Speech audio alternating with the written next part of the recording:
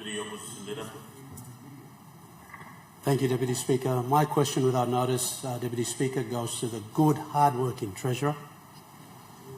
Mr. Deputy Speaker, earlier this year, the Treasurer advised this Honourable House that he was struggling with non-tax revenue, and non-tax revenue hadn't hit the targets that he had initially projected. Further, after that, the good Prime Minister told and announced to the country that there would be a realignment of the budget after the final budget outcome was presented. Mr. Deputy Speaker, we are entering the last month of the second quarter, and all members of the House have to be aware that we only have 3 months before we start dealing with the 2026 development budget. Now, my question is, the people of Chuawe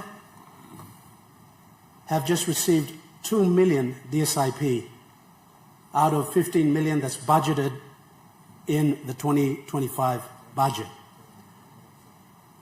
The people of Simbu have hardly received any functional grants, the Simbu provincial government, since last year, since May this year. So my question to the good Treasurer, you have failed to generate the projected revenue. Are you, as a responsible government, going to bring a supplementary budget and realign expenses, cut off the Connect PNG scam, and focus on districts, provinces, and key sectors like the health department? The emergency ward of the Goroka Hospital got shut down because they have no medicine and can't afford to keep it open. These are serious issues that really question the prudential financial management of this Treasurer and the fiscal implementation of the budget. The 2025 budget will fail, Mr. Deputy Speaker, if we don't bring a supplementary budget and realign our priorities for the nation. Thank you, Deputy Speaker. The Honourable Treasurer.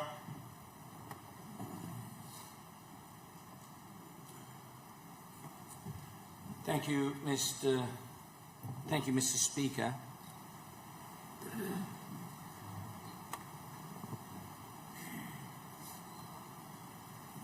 Thank you, Mr. Speaker. I want to thank the Shadow Treasurer for his question. Will we be providing a supplementary budget this year?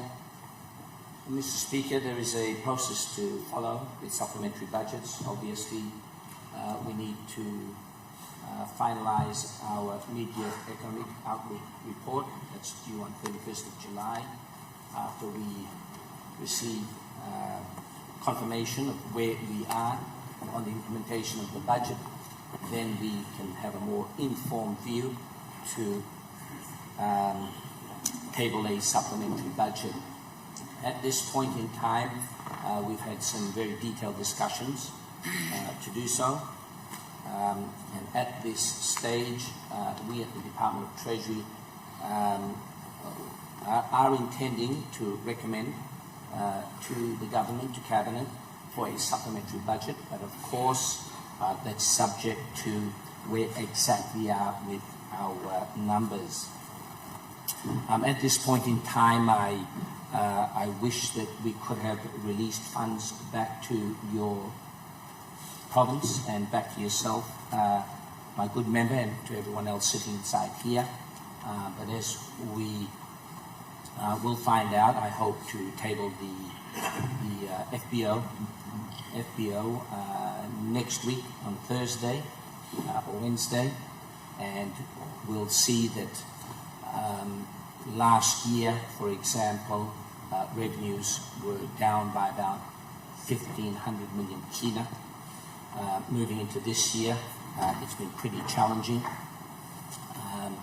This year, given all of the external shocks, including, of course, the tariff wars that's ongoing,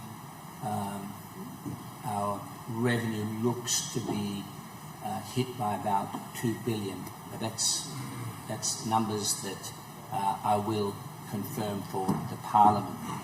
But in the meantime, can I urge all of us to use what funds that we have available to us?